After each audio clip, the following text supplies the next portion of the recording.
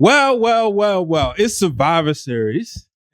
And usually this would be an episode of Break It Down with Brian H. But to your surprise, instead of rolling that intro, I'm going to roll the OG intro right now. Houston, we have a problem. Yes!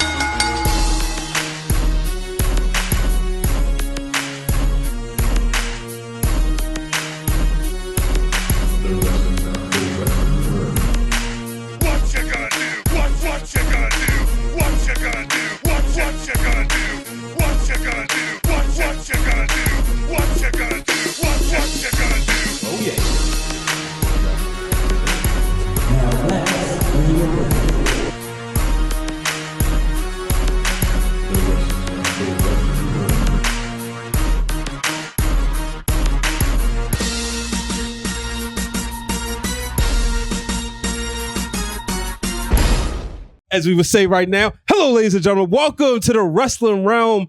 I am your host, Brian H. Waters, and I am joined by the remarkable, the impeccable, the real Dwayne Allen. What's up, bro? That is the intro that got me so much heat because of Brian H. And a lot of his people didn't like me after that. So I listen.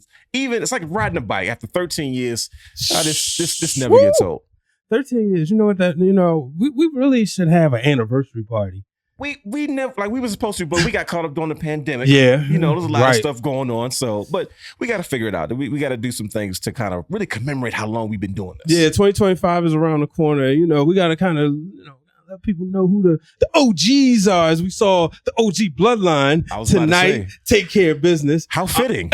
Throwing my ones up. I'm not doing all that. That's cool. See, look, let me tell y'all, I was in a house full of great people tonight. And great way before I kick off my vacation, so y'all won't see me this Wednesday night. Real Dwayne Allen gonna hold down, and he may not have some tricks up his sleeves. I ain't gonna be in there to stop the shenanigans. You know what that means. But I'm cutting up.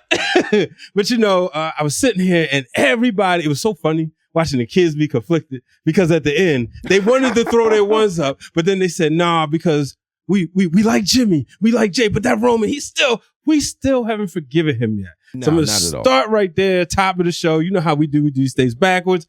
The show that saved the night, the match that saved the night, the OG Bloodline victorious over the Bloodline 2.0, which I have to admit, I was kind of shocked. I thought that the new Bloodline, because they were a unit from the moment they walked out. It was only one time Solo called an audible, and it wasn't as if he was telling Tama Tonga, you're not worthy to go out yet. Mm-hmm. But if you look at it, it was as if a pitcher or a manager realizes, okay, we're losing the game. So now it's time to throw in my guy who got the fastball, who got the breaking ball, because I know this matchup works better when he called in Jacob Fatu. So I thought, watching all this, I said, Roman and Punk aren't on the same page. You saw Roman had to kind of remind Solo, because I don't think it was so much about stopping Punk. I also think it was about letting Solo know, I'm still a tribal chief. Really? You think that's what that was about? I think it was 2 days. What you think, man? I honestly think that move with Roman and CM Punk was more about Roman's strategy. Like Roman's like, hey, I need you to follow my lead. Yeah. I need you to trust me. So, I mean, we'll dive into that. Yeah, let's dive right into it, because, we did see CM Punk when the time came. Roman was about to go out there. I'm like, man, come on, who you fooling? You always go last, but it's family business. True. So he was about to go out there, and Punk, like you said at the beginning, he don't listen to nobody. No, it was Punk's another a troublemaker. example. He doesn't follow rules. I don't know why they expected him to kind of play nice about it, but they coexisted. They made it happen, and they ended up getting the win tonight. So yeah. So what did you think about the match overall? Oh man, the match overall to me saved the pay-per-view. Saved the night. I hate to be that guy, but it seems like, I don't want to say people held back as far as the other performers are concerned, but I think they knew, like, listen, let's not go out there and do anything. Like, let's be a team player tonight. Let's not go ahead and try to steal the show, because we know what people have come for. And I feel like the build up and the anticipation of that main event is what they all work towards. So it's like that the peaks and valleys of the show, what you liked or what you didn't like, it all led to this culminating moment at Survivor Series Wargames. Yeah, definitely. Now I'll say this, man, Paul Heyman, just a freaking genius, a performer. He comes out there, he tells them to stop, and then he kicks off the Wargames. Something we look forward to. This is Wargames, but Roman and Punk, they still had their issues in the beginning. They really showcased at that time. And it was Heyman to kind of come out there like, no, stop. Because behind the scenes, in front of the camera, story or no story, these are two people he deeply, deeply cares about. Like if you had to rank, or maybe not, I don't want to use the word rank as in 1, 2, 3, 4, but if you had to classify levels to being a Paul Heyman guy, I think it's easy to say Roman Reigns, CM Punk, and Brock Lesnar are his, like, not to be disrespectful or sacrilegious, but in this case, his holy trinity. Yeah, of course. That's definitely the trifecta. We look at all three of them, their careers, and then his involvement in their careers. Yeah. It's almost a no-brainer. Yeah, so, man, but what did you think as far as just anything in the match that stood out to you? I love the little nuances that they had in the match. I love CM Punk and Roman Reigns' interactions while in the cage.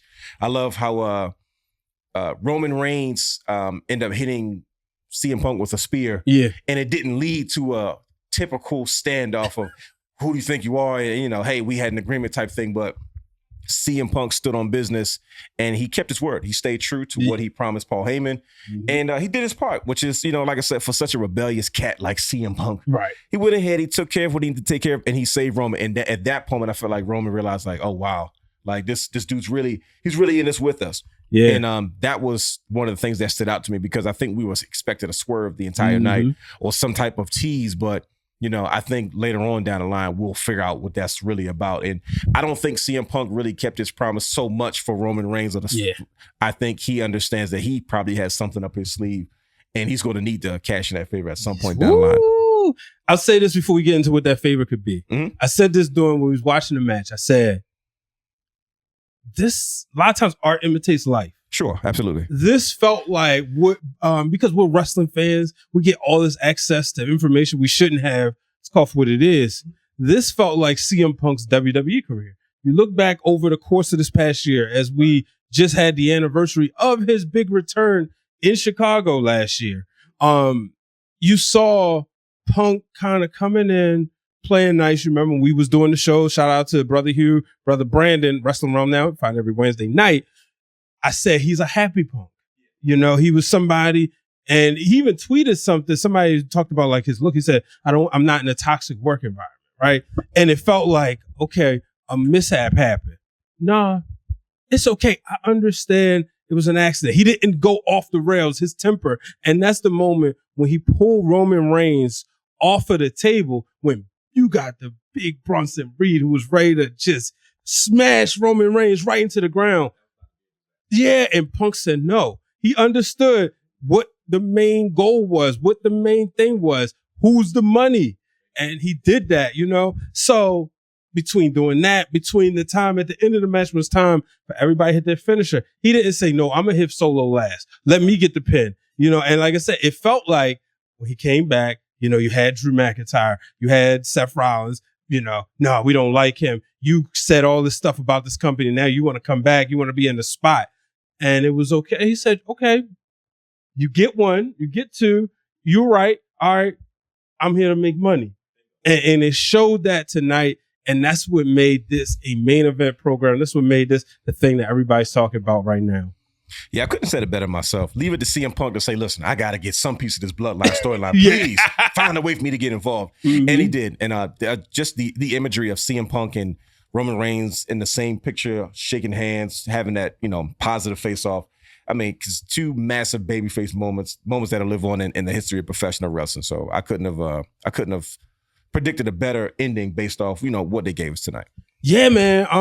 You know, I want to talk about the women's bloodline. Yes. The women's match, the women's Wargames match, because, and we'll say, like we was talking about here, and we said like, this is Survivor Series become a 2-card night. Yes, especially with Wargames added to the stipulation. Absolutely. You know, before it was about, and you know, during the period that my son misses so much, the Raw vs. SmackDown. Oh my gosh, please don't bring that up. Don't bring up Jonathan's obsession with the ruthless aggression era and how at 15 years old he's still talking about back in my day when wrestling was your big deal. You'd be like, Jonathan, you're 15. It's back in your day. What are you talking about? But yes, I'm sorry. I had to listen to that all night, so I got nervous when you brought it up. No, but see, the thing is, like, we were sitting there watching it, and I'm thinking, like, those highlights, because remember I said Survivor Series isn't always is binge worthy when you're looking for like a traditional to get in the mood Survivor Series. Of course, you always go back. Now, if you're their age, most time you do like the Raw versus SmackDown, so it hits different. Sure. And with those, you know, to me, the biggest thing was seeing the champion versus champion match. Of course. You know, and that would be the men's match and the women's match. And it's the same thing now. It's just the War Games.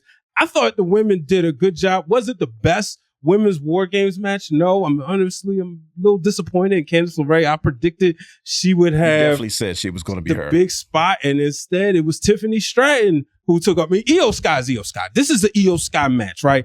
If the Hell in a Cell is, say, Triple H's match, or Undertaker's match, however you want to call it. Why did you say Triple H first? What's that? The most. Going on? Okay. He's been in the most of them. Probably not the most memorables, but you know, by the numbers. Can you just name me a quick Triple H Hell in a Cell match that anybody goes back to and says Triple H Undertaker, WrestleMania 28? But that's as Undertaker. I get it. Okay. I mean, you're never going to top Undertaker Foley just because of the significance. And at that time, we didn't think we would top Undertaker Shawn Michaels. Very true. But you know, just thinking about those matches, right? Of course. You know, you think about the Iron Man match, you think about Shawn Michaels, Bret Hart. Ladder matches, you think about Shawn Michaels. Of course you do. But, you know, so when you really sit back and you think about War Games, you're going to think about Io Sky. Bingo. Yeah. You know, I mean, I think she has all the highlights. She has all the spots. And she's been in every one of them. Absolutely. Yeah. But tonight, Tiffany Stratton, what I love about her is you see her on Instagram. If you're a non-wrestling fan, right, you're going to fall in love with how she looks. Mm-hmm. You're going to ask, can Kaiser fight? Mm-hmm. You're going to say, oh man, this woman is gorgeous, this, that, and the other. Mm-hmm. What people don't realize is, trained by Greg Gagne. Ooh, yeah, she put in the time and effort. She's a former gymnast and went out there tonight, put her body on the line, doing that dive. And one, it was a great angle. You know, we know wrestling is a dance. We know it's a script. But I do like when you can see two wrestlers do a move in concurrent. Of course. And, you know, we saw that on SmackDown a couple of weeks ago with the spear and the GTS. But to see them do that, I thought it was incredible. Why didn't you tell me Greg Gagne was still training people? I thought I told you that. You know, she said that slipped my. I did not know that. You learn something new every day. Yeah, I said it one day. You know, shout out to Shoemaker and Kaz. She was on the Masked Man show almost a year ago now, and she brought that up. You know, I was sitting there. That was a time I was like off, so I didn't do the interview. But I'm like getting the social clips together. I was like, oh yeah, we got to put this out a little bit behind the scenes. But she's a legend. You know, I mean, no, he's a legend and she's working, doing legendary stuff. And I think that's the reason why you bring it up about her match with Becky Lynch that made you pay attention. You know what I mean? And we can always make the joke about Shawn Michaels' Instagram Explore page. You know, I always bring up the people like a Jada Parker, like a Kalani Jordan, like a Lash Legend, like a Lola Vice. Yeah, they look good, but they're doing well in the ring. They're progressing. And Tiffany Stratton went out there and proved, hey, at any given moment, when they give me the ball, I'm going to take it and run. I was a little on the kayfabe side. Disappointed she ain't cashed in. It was right there. But Raquel Rodriguez. Of course, they teased it, though. Yeah. So anytime they tease it, you always know, okay, there's a reason that this is happening. Mm-hmm. There's a reason that we have to at least show this hand. Yeah. We may not play this card, but we're going to show this hand. And Tiffany Stratton is this, when you talk about her training, her upbringing, it shows why she's on the fast track to become who she's set to become. Mm-hmm. It seems like her path is almost accelerated. And I mentioned it earlier while we were watching the show. I say, you got to think about it. She reminds me a lot of Charlotte Flair as far as her progression is concerned. Yeah. Someone that just comes into the sport, but just gravitates towards it and picks it up really, really fast. Mm-hmm. And like you said, the proof is in the work that she's doing. Yeah. So she's doing an amazing job. And, you know, I know you thought it was going to be Candice LeRae, but it was Tiffany Stratton. So anything else stand out to you from that match? As far as standing out, I love the spots. I love the moments between Rhea and Liv. Yeah. Anytime you can have a feud or story and you can tell a different chapter of that story over and over again without it becoming stale, still fresh and fun. Rhea Ripley and Liv Morgan is one of the, like, they're going to be forever attached to each other. It's one of the greatest feuds in all of wrestling that I haven't got enough of it yet. And just that spot of her throwing a riptide between the table, that was fun. I'm glad you said that because, you know, I know you say me and Brother Hugh, we can be a little bit on the biased side with the women's wrestling. And you'd be like, no, I just like wrestling, you know, so I don't care if you're man, woman, midget, give me a good story. Right. And the fact that you saying that about a prominent feud, you know, it says a lot. I think that the hardest thing with Rhea Ripley's run was that she was running through people. And I get it. She was part of Judgment Day. He was trying to show her as an equal. Right. But now here she comes, and she's in this feud where Liv done got to her head. Bingo. And she, every time, like, she gets pins on her, but not when it counts. Not when the goal is on the line. She says she's going to be respectful. She understands Io Sky is the number one contender. She's going to be respectful. But how much longer can she be? Do we see this match run again at WrestleMania? That I don't know. We talk about these matches and these feuds. It depends on how personal it becomes, right? Yeah. It depends on how much further can we dig into this story. How can we keep evolving these characters through this matchup, through this feud? And I think only time will tell. And there's a lot of matchups. There's a lot of matches that can happen between now and WrestleMania. So they might go away from it, and then they might find themselves in a space where they come back to it by the time WrestleMania comes around. Yeah, we can run quickly, through because, like we said about the rest of the show, we're trying to end on a positive night. It kind of put the kids to sleep, as far as the IC triple threat for the title. They picked up at the end. Braun Breaker retired. He retains. He retains. What are you saying? Hey, good for him. We saw. Sheamus once again close, but not close enough at that IC title. Do you want to see Sheamus as the Intercontinental Champion?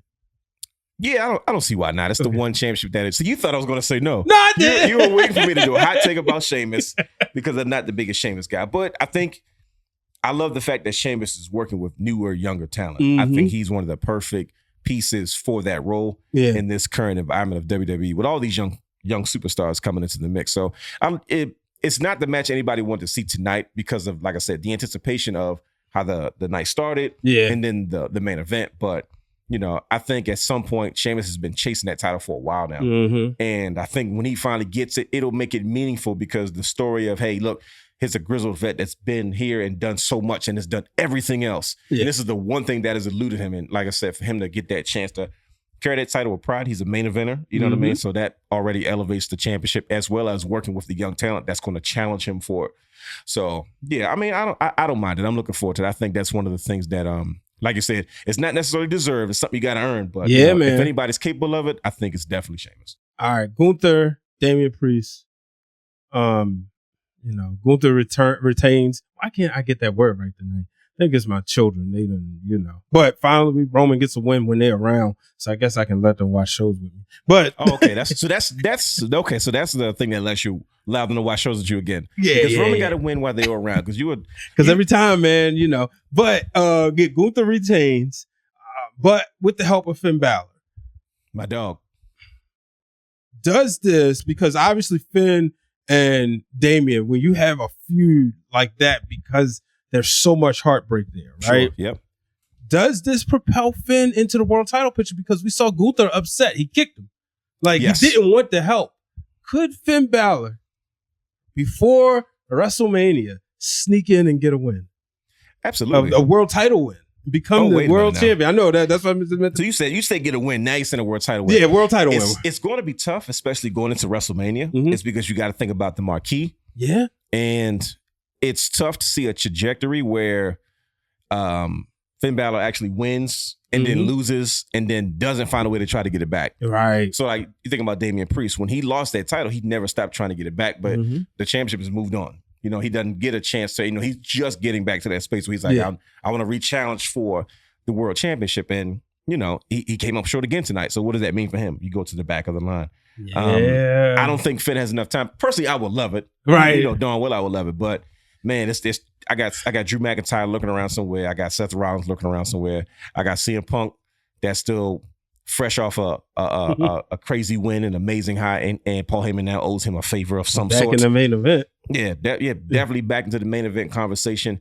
So it's too soon to say. I don't see him picking up a world title win anytime soon, but he's always in the conversation if you ask me. All right.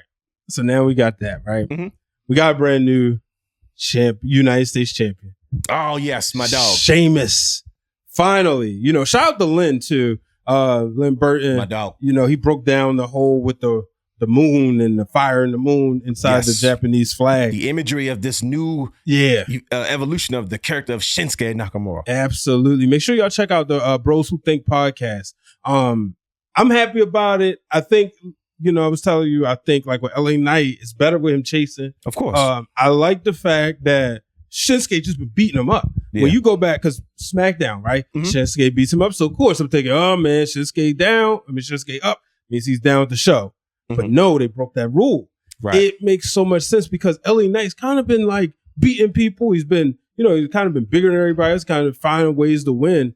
Now he's met somebody, he's met his match. And he hasn't quite figured out Shinsuke Nakamura. So I'm happy that we have a brand new United States champion. No doubt. First of all, like you said, Shinsuke is my guy. I mean, he's 3-time now officially WWE United States champion. Yeah. This new iteration of Shinsuke Nakamura is very mysterious. And there's a story that needs to be told. And I don't think LA Knight fully understood what he was getting himself into. That's the thing. And when you think about his character as who he is as LA Knight, of course he went into it kind of boisterous, kind of thinking, I got this, I'm LA Knight, I got this figured out. But I think he overplayed his hand and he didn't realize the depth of what Shinsuke had in his bag. Absolutely. And we got a new United States champion. So I'm looking forward to the story they tell, especially like you said, what Lynn broke down, the imagery of who Shinsuke is now. And I think that's going to have a lot to play into how LA Knight is going to have to evolve and approach, him trying to regain his WWE United States Championship back. So that's, and it's about time he got a legitimate feud. Yeah, man. What I mean? Like you said, he hasn't met his equal. And everybody, when they have a championship run, they got to have a signature feud that kind of puts that stamp on it. And Shinsuke is the perfect person. This is another main eventer, in the mix with LA Knight to take things to the next level. I'm looking forward to it. Should be a lot of fun. Yeah, definitely. One thing I want to ask you before we get out of here. Of course. Sit back and hopefully think. It's not a tough question. We've been doing this for 13 years. Yeah, man. Before we get there, I just want to remind people, SeatGeek, spend over $50 or more. Use the code Wrestling Wrealm, saves you $20. The subtotal has to be over $50 more. First time usage only. Create a new email. It worked for me. I saw LeBron James and Bronny James make history. I used that code. Boom. So yeah, make sure y'all do that. Make sure y'all also check out Championship Culture every Tuesday night on the Wrestling Wrealm channels. Check out the Wrestling Wrealm Now podcast every Wednesday night on the Wrestling Wrealm channels, and we on all social media platforms. Now, before we get out of here, so sometimes you gotta do live reads. You just no. Listen, you're good at it. You haven't lost a step, sir. This is what you do. Break it down, Brandon. I'm just going along for the ride, buddy. Hey, man. But I got to ask you this. Yes, sir. So we're on the road to WrestleMania. Survivor Series usually kicks us off. Last year, it was CM Punk's return. Kind of got derailed, but we thought, okay, we saw CM Punk, Seth Rollins. We saw that at the finish line. We saw with the women, we saw how, we kind of saw like Rhea Ripley and Becky Lynch. True. Right? Yep. Wasn't sure we was going to get it just yet, but boom, that's where we ended up. Right. Is there a match or is there a situation tonight where you saw the road to WrestleMania for me? Whether it was the Bloodline story, whether it was the women's war games or anything. Oh my goodness. Yeah, that's a loaded question. Absolutely. I definitely saw it. Talk to us. Tell them where we're going. So you look at the main event and you look at all the pieces that were involved. CM Punk was involved for a reason, right? Yeah. And of course, besides obvious reasons of, hey, CM Punk's counting that money, like, wait a minute, I got to get a piece of this. He's such a random choice to me. Now, we understand the connection with Paul Heyman. He was coming back to avenge Paul Heyman. But there is something that Paul Heyman has not told Roman Reigns. There's something that CM Punk has not told Roman Reigns. And to me, that is going to dictate whatever happens next on his road to WrestleMania. Yeah. Now, they may not even be involved, but I know in some way, shape, or form, Paul Heyman is probably going to be separated from Roman Reigns again for whatever reason. We don't know yet. It's too early. We haven't figured it out yet. If we look at the women's title match, you talked about Rhea Ripley and Liv Morgan. Rhea Ripley now feels she's going to come across like, I'm qualified now to win this championship. Yeah, I think that match has to go to WrestleMania. It's got to be the last one. It's got to be the last final, moment between those two where they got to come to blows finally. For however it ends, one way or another. Right. Like I said, everything else was in between. I think we start to see the deterioration of who Gunther has projected himself to be. Okay. Right? And what I mean the deterioration is he's always had so much confidence. He's always been so sure of himself. But he has found himself in spaces where he's been lacking. He seems much more humble. Like, why is he taking a step back from who he was? And it almost seems like he's losing confidence in himself. And I think that story will play out, which will eventually either lead to WrestleMania or lead to him. I don't know if he even goes into WrestleMania as world champion. Okay. He had his moment last year. Yeah. I feel like Seth Rollins gave up his moment, or CM Punk gave up his moment, and he might have gotten that chance early. Mm-hmm. So now, like I said, we're going to Vegas. We got to sell tickets. His name may be in the marquee. I think he's probably the first one to lose his world title before Cody Rhodes is, even as we head to this road to WrestleMania. But like I said, we go from here, and then we go to the Rumble.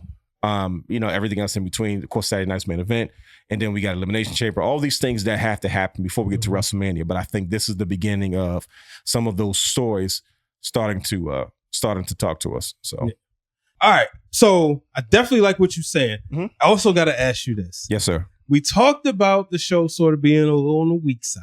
Sure. Yeah.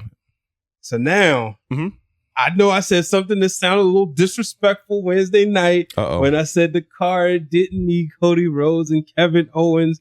You sure? Oh, geez. I'm wondering, did this show miss them? I don't think it missed the match. Okay. I would have liked to have seen a moment. I would have liked to see maybe Cody come out there. Here's the thing. Let's break down the fourth wall. It's 10:35. First of all, show started at 6 o'clock. It was over by 10 o'clock. Right. I like that. Sure. I like if we was out and about, we'd be home before 11. Sure. Might even be able to stop and get something to eat. Yeah, because on the late man. You remember how we used to do them parking lot post shows without having a camera? There you go. That's got to be a T-shirt or something. We had a lot of those now. Parking lot post shows. Absolutely. Oh man, hey, genius. Speaking of which, you got new gear. You just rolled up. Yeah, old thing. Just rolled up in a hockey jersey, Wrestling Wrealm. I'm like, I need one. Number.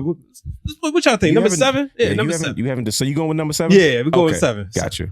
Look, Jonathan's like, I'm number 11. Look at him. Like, I need number 11. See, and then he'll rock that to school, and then be like the coolest person because free advertising. They wearing jerseys now. We'll call him a brand ambassador. You see how many hockey jerseys was in Vancouver? Come on. I wore it for we're in Canada. You gotta see. I know. It's always detail, of course.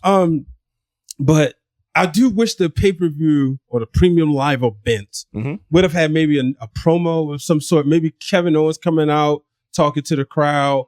Maybe you don't want to switch things up because that's a hometown crowd. Sure. I don't know, but I kind of wish it had a little bit of Cody Kevin. What do you think? I don't see it that way because I think maybe what you're probably looking for was a moment. Yeah. Right? Like I said, the Cody Kevin would have given us that moment. But I feel like they held off. Like we were watching the show and it ended cleanly. We were kind of like, everybody was like, don't move, don't move, don't move. And then it was like, oh, that's it? So this is it? And, clearly in the Triple H era, especially how CM Punk debuted last year, I think we just be conditioned to be like, it's like watching a Marvel movie. For the first 10 years of the MCU, you had to wait till all the credits were done because you knew there was a special scene at the end. So you got a bunch 30 people in the movie that just wait until the credits are done just to see one last moment. And that moment connects you to whatever's coming next. Oh, okay. So I felt like we were looking for that as far as this year's Survivor Series as well. And we didn't get it. Yeah. You know what I mean? And I was like, when you look at it overall, it's like, I think they didn't want anything to outshadow the Bloodline storyline with the OG Bloodline. Sure. And as you call it, Bloodline 2.0. And I know for a fact it's not finished, but it's kind of like, well, where do we go from here? Yeah. Right? Because Solo still didn't acknowledge Roman Reigns. No. The new Bloodline didn't disband. All we know is they've won this match, but yet, as far as I'm concerned, we still have 2 versions of the Bloodline still running around claiming their territory. Yeah. Bronson Reed probably will go back to do what he's doing. CM Punk goes off to do whatever he's going to do. But I think the fact that they didn't have any special moments, comebacks, or swerves, they wanted you to focus on that last part of the show. That's true. And I feel like they didn't want anything to overshadow that. Now, I didn't come to that conclusion until the show was over. Yeah. Because I was like, okay, well, nothing happened. So they must have really wanted us to only focus on, the last part of the show, the main event of the show. I will say that, one of the things I did talk about in the pre-show was Jacob Fatu. Yes. He's somebody who did not disappoint me. No, he showed off. You said it. You said he's going to show off in this match. Yeah, and again, you just see, going behind the fourth wall, the family working together. They make him stronger. A couple times he would take Jimmy down or Jay, they do something to him and he popped back up. Even CM Punk selling, I'm about to hit him with the go to sleep and then turn around and then boom. And what I do like, because it's not the typical,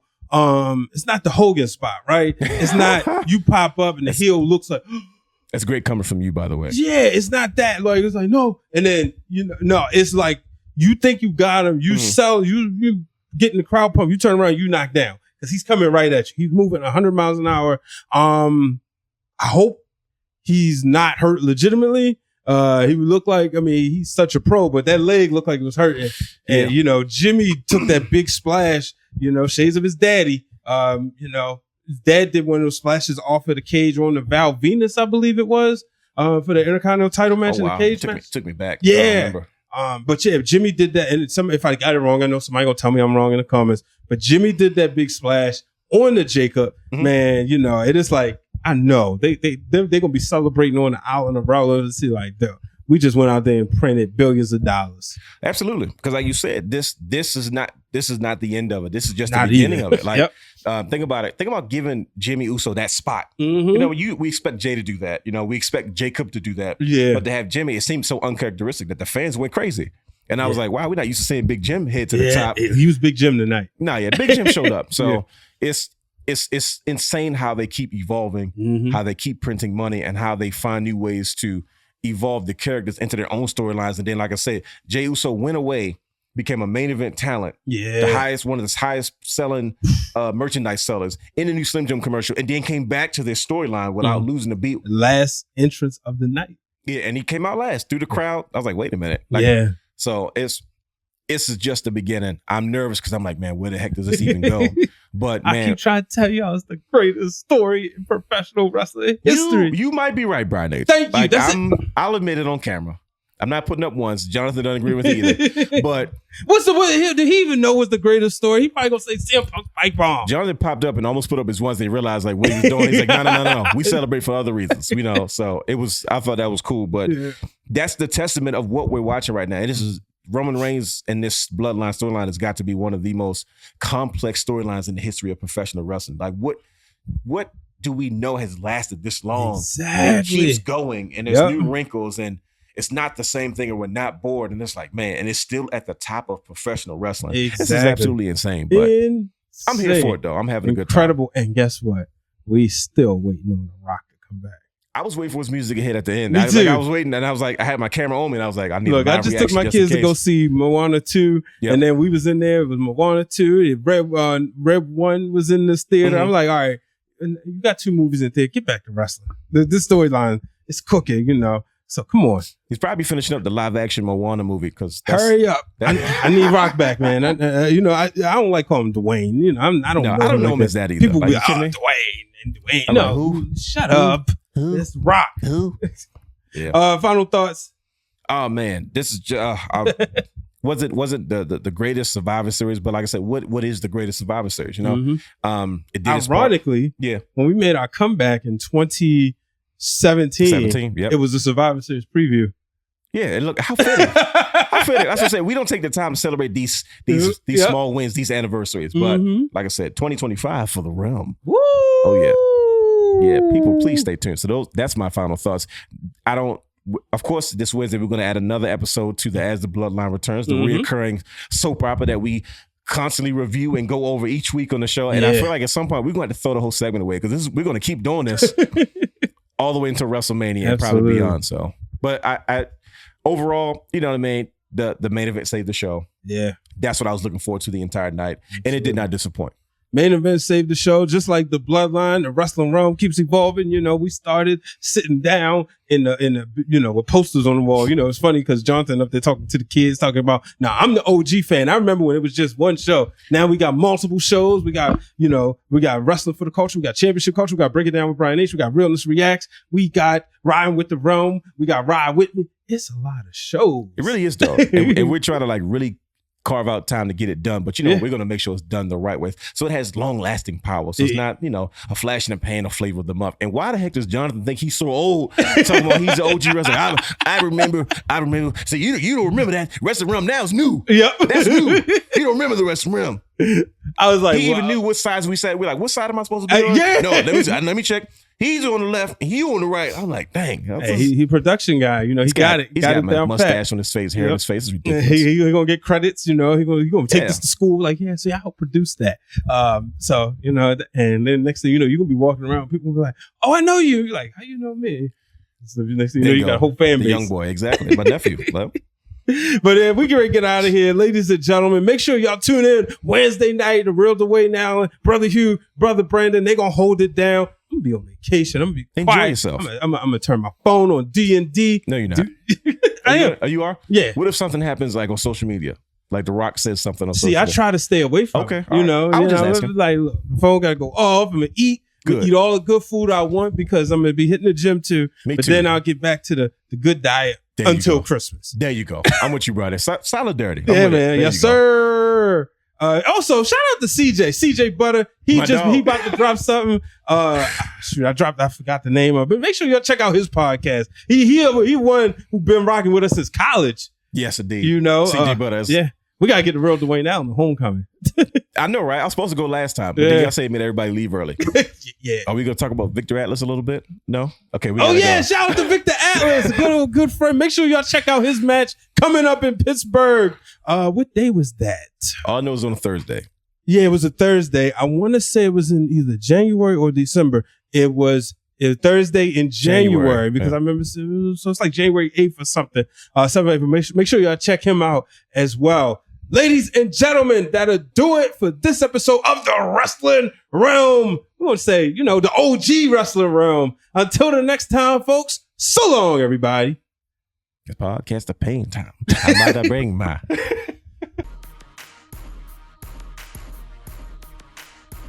This show wasn't born for the weak.